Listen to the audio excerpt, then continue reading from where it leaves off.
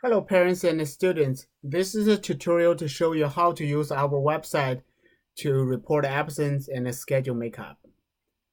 After you type the address of the website, USArts.com, you would see the home page. And then here, the first step is to identify the student information. This is mandatory because we will use those identified student information to determine the class schedule, etc. So you can simply click here, student lookup, or click student lookup on the right top right corner. And then after you click it, it will direct you to the student lookup page here.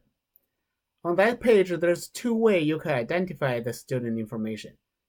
First one, you can actually simply select the location of the student class and then type the student ID and then click search.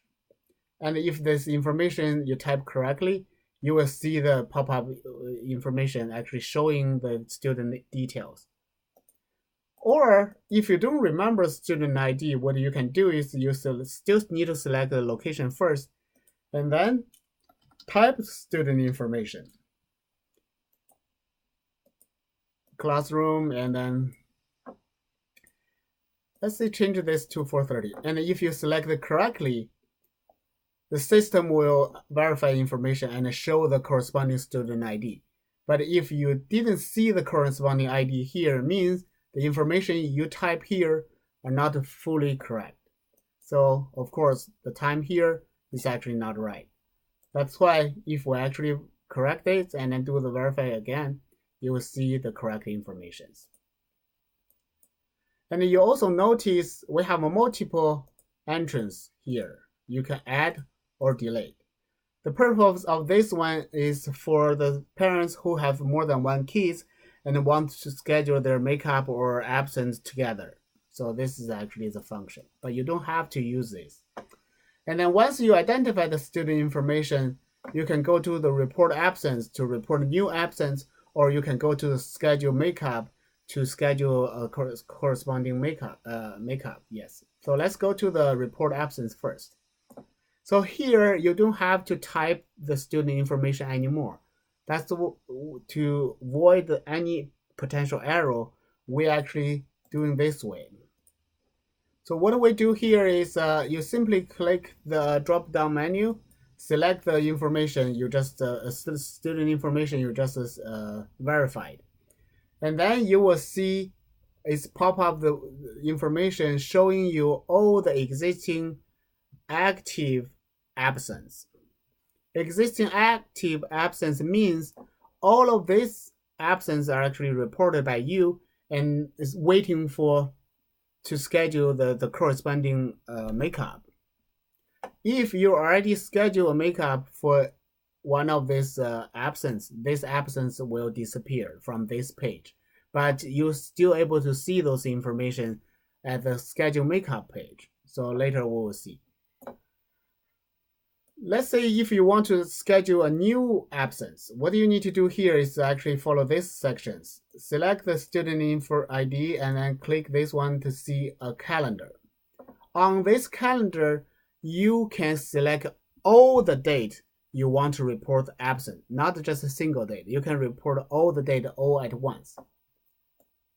But before that, we can take a look at what we have here.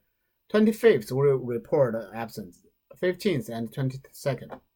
So what we can do is today's 16th, we can still report the absence for a future date or on the same date, but 2 hours ahead of the class hour, which means if you have less than 2 hours, you cannot report absence anymore. So have to at least 2 hours or further. This student is actually Friday at 6:30, so we can simply report this date. This is actually the first date we can report. We can also report this date, but notice that we already actually report this date. See what happened here. If we click OK, this both dates are actually listed here. And then you also need to select whether the students are actually require a school pickup or not. The school pickup is not actually time by time. It's actually scheduled for the semester. So if your kids are already actually on the list of student school pickup, you need to select this one and then system will let the driver know that on that date the kid won't be there. So this is important. And then you click submit, and then you see encounter the error. Enter the date absence already exists. Means I report this one more time. That's why it doesn't work. You deselect it by clicking again, and then you can select another date. For example, let's say I will select 29th too. Okay. Okay. Actually, I think I select 18th already too. 18th is actually already scheduled the makeup. That's why you cannot select. So let's do the 29th, and then even do the December 6th. And now if everything correct, you will see this page, reporting absence. Sometimes this rolling maybe actually take too long, means you can actually refresh the page and then do it again. But in most of case, if everything correct, you will see this page after maybe 30 seconds or 20 seconds. Your absence are reported successfully. Please confirm email. And if you report, for example, I reported 2 absence. That's why I really see this twice. And then now, once you have that one, now we actually have all 5 absence here listed. And then if you see your email, you will actually see something like that. Makeup request confirmed. This day for this student, etc. So this is actually the official, not a spam. So if you see this information, don't do the spam. So you will actually receive a confirmation. Most of case, you can always come back to this side, tap the student information, and check all the existing absence and then makeup. So if everything correct, you can go to schedule makeup page. Schedule makeup page works like this one. You select the first you need to check the availability for the seats if you want to change the if you want to schedule the makeup. So what you need to do is you select location first, and then you select the date. On that date, for example, this is a Friday. This is actually one of the day you want to do for your kids to come to do the makeup, or you can do other days. Since this is the makeup, means you don't have to come back at the exactly same date. But it really depends on the class availability. For example, I select Thursday, but there's really no class for the classroom 4. So that means I cannot actually schedule a makeup.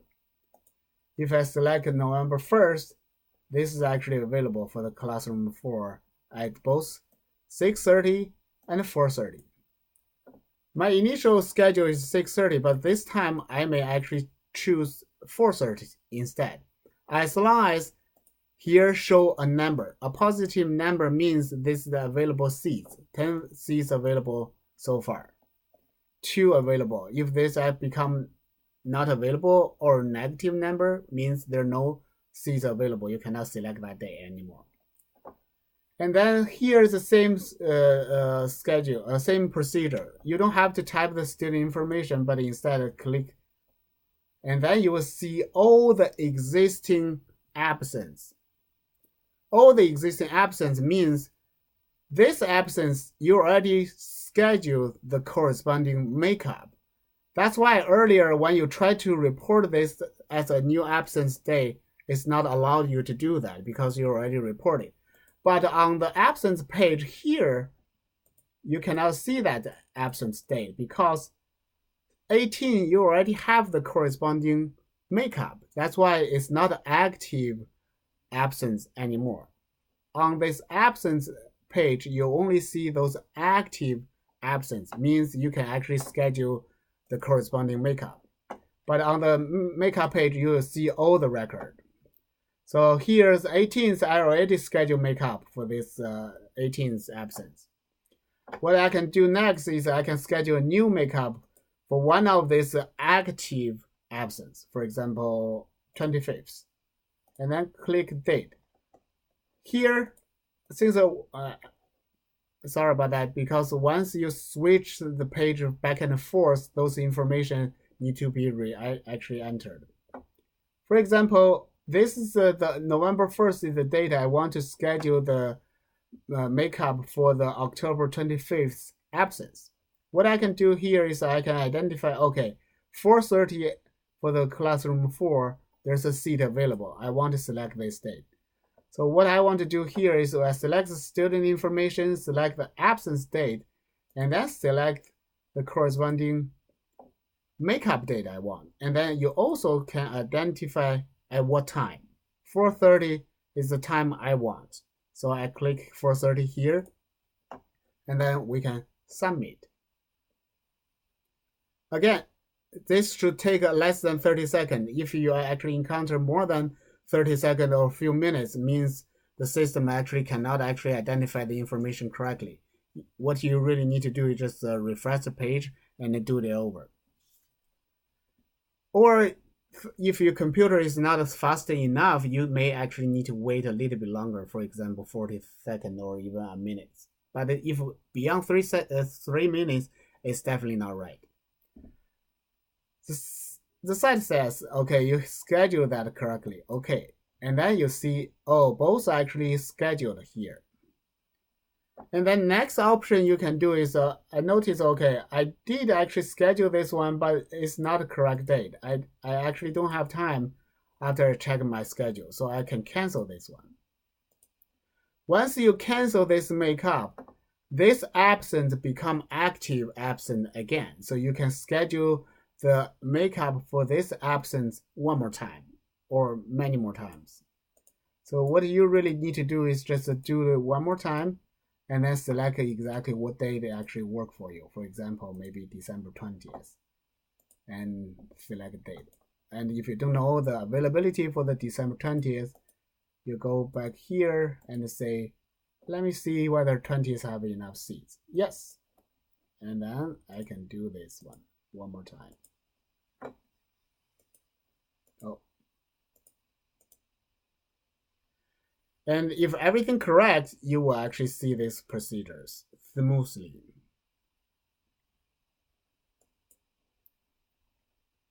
And now I will show you some, if you encounter some errors, that there may be some particular reasons. For example, let's go back to the report absence. We have this case here and we want to report absence. And then what I want to do here first is, a lot of you maybe actually have the situation like that one. Oh, today's the day for the kids to come here to attend the class, but we just noticed we cannot make it. So we want to schedule an absence, to report an absence right away. So what option you have is, if your current time is actually 2 hours before the class scheduled time, then you can report the same day absence. But if within 2 hours, means we already actually set up everything, get ready for your kids, so you cannot actually report absence anymore. Or I totally just forgot to come. Like last week, 11th, I want to report absence at 11th. This is the date I want to report because we didn't came.